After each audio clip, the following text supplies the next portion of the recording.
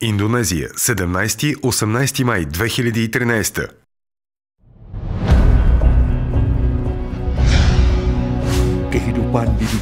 Животът на земята е изпълнен със страдания, но има и благословение и щастие. Живеем в страдание, когато несправедливостта и злото завладяват света около нас. Има болка и страдание, бедност, насилие, бунт, война и морална деградация. Светът е изправен пред унищожение, но ние вярваме в благословението и в радостта. Когато взаимоотношенията с хората около нас и околната среда се възстановят, ще има истински мир на тази земя. Единство. И църквата носи отговорността да даде решение на сложните въпроси в света, защото църквата е Божият посланник на земята. Но само чрез единство църквата може да стане носител на Божията милост и благодат, да реши проблемите в света. Самият Господ Исус Христос се молеше за единство, за да повярва светът, че Той дойде на земята да спаси човека от греха и тревогите на живота. Единството на църквата е силата, чрез която Бог извършва своята мисия на земята. Световен съвет на църквите. Да постигнем единство на църквата не е лесно нещо, но Божието сърце се радва, когато църковни лидери от цял свят и от Индонезия се стремят да превърнат единството в жива реалност.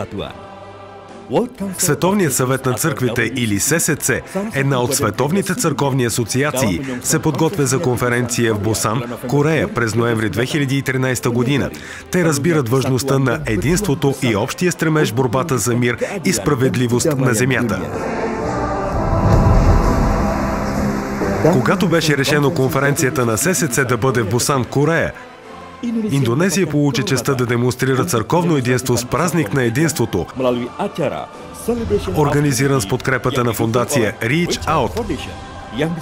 Празникът ще се състои на 18 май 2013 година и ще бъде демонстрация на църковното единство в Индонезия, където църквата се приготвя заедно да служи за благословение на тази голяма нация.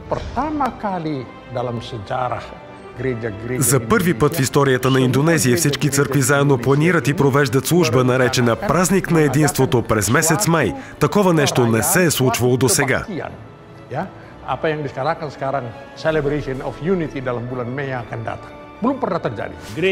Църквата на Бога в Индонезия стана едно голямо семейство, независимо от деноминациите и теологията.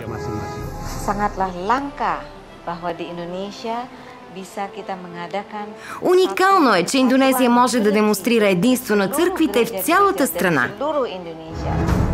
Празник на единството от 2013. Празникът на единството 2013 ще започне с семинар на 17 май 2013 от 9 до 14 часа на 10-ти етаж в балната зала на ICC в Мол Мега Камайоран и ще присъстват много църковни лидери от Индонезия и от целия свят. На 18 май 2013 година от 17 часа ще бъде кулминацията на празника на единството на националния стадион Гелора Бунг Карно, на която ще присъстват стотици хиляди от много различни църкви.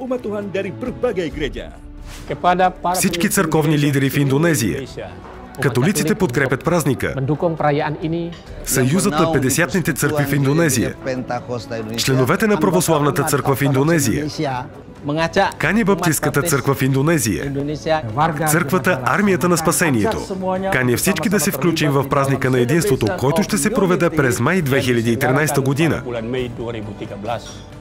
Заедно с всички християни от цяла Индонезия да подкрепят това събитие. Да разберат единството на Божиите хора. Ние сме призвани да бъдем сол и светлина на този свят. Да представим Индонезия с нарастващото и благословение от Бога и бъдещето за вярващите от страната ни, църквата и за Божието царство. Поканете своите приятели да празнуваме единството на тялото Христово в Индонезия. Бог да ви благослови. Различни, но обединени. В Индонезия има много църкви, но в Божиите очи има само едно тяло и една църква. От единството на църквата ще дойдат големи благословения. Нека да подкрепим и участваме в празника на единството от 17 до 18 май 2013 година. Сега е времето Божиите хора да се молим и да му служим заедно, да видим нациите преобразени и да превърнем Индонезия в нация, изпълнена със справедливост и мир.